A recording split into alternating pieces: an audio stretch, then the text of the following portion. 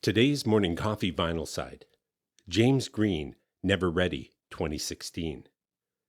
It's Friday, and that means today's Morning Coffee Vinyl Side feature is another Vancouver Van-Tastic Vinyl selection, a vinyl record by a Vancouver-based artist or an artist with a significant Vancouver connection. Today's artist is singer-songwriter James Green and his 2016 album Never Ready. Vancouver resident James Green heralds from Mount Pearl, Newfoundland, where he was born and raised before making his way to Vancouver as an adult.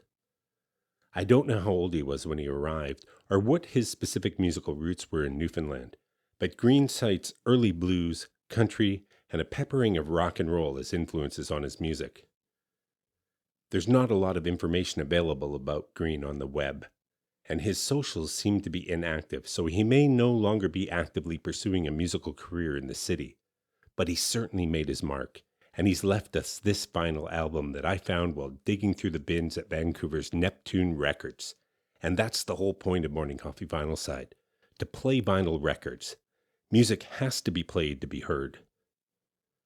Recorded by John Raham and Eric Nielsen at Afterlife Studios in Vancouver, the former Mushroom Studio space on West 6th Avenue, the album couldn't have come from a more Vancouver space. Those walls have history, and by virtue of recording there, James has become part of that legacy. Though the songs on this album have been built from the ground up around the guitar in that classic singer-songwriter fashion, some obvious care and attention was taken to flesh out the arrangements for these sessions. We get the full band experience that shows both the musical sophistication built into the songs, but also the talent of the production team. I've seen James perform solo acoustic on the web, and these songs have scaled up from that paradigm very well. As rich, culturally diverse, and exciting as Vancouver can be, the city is awash in loneliness. For every smiling happy face climbing the grind or playing pickleball, or even tossing a frisbee at Kit's Beach, there's an untold number of people whose daily lives unfold within the confines of their bedrooms or while listening to the noises and rhythms of the inside of a transit bus, feeling like they're on a trip to nowhere.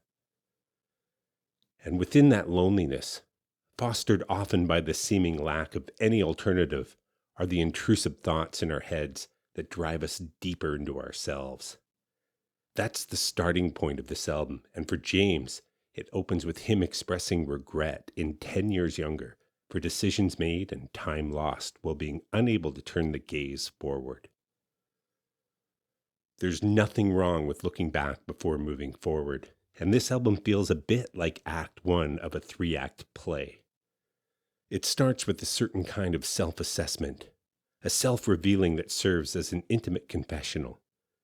Struggling with the inability to turn time backwards, James wrestles with the malaise that overtakes us when our feelings overwhelm and weigh us down. As he sings, "It's hard to change the way I feel" in Nails, he hits the nail on the head. That's the burden right there, changing the way we feel. Does he know the relationship between how we feel, how we think, and how we behave? It's a model right out of the CBT workbook.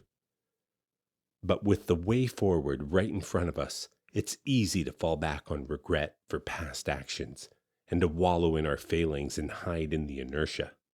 It's the very definition of cold comfort, bunker in place. Some of us know that well.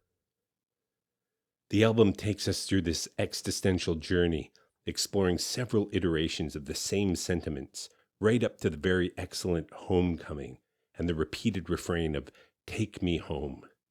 It's a reverie and a cry in the dark, an imaginative reprieve, a resignation. We all want to go home, even when we're already there. This is a stellar, stellar song. Ending with Never Ready, a Nick Cave-inspired ballad with James back where he started, the beginning of a journey yet to be undertaken, saying his goodbyes. I can't help but wonder, to whom is he saying goodbye? Has his relationship with the city abstracted into a dissolution? Has his time here come to an end? Or is he saying goodbye to himself, to the person that sang about regret and resisted letting go and unburdening? I just don't know. I'm still waiting on the possibility of a second act. There's so much more that could be said about this album. There are some sublime musical moments to discover here for sure. The violin is just amazing when it appears, and the contrast between James' lead vocals and the background vocals really adds nuance and texture to the songs. Everyone who worked on this should be very proud. In many ways, I think it's the perfect Vancouver album, and that it defines the experience of the city for many who live and work here. Of course, it's just one of many experiences that create the mosaic of the collective experience of living here, which makes it even more exciting to think about all the other musical treasures and artifacts, like this vinyl, that the city has out there that are yet to be discovered. I really hope we hear from James again. The city is better with him here.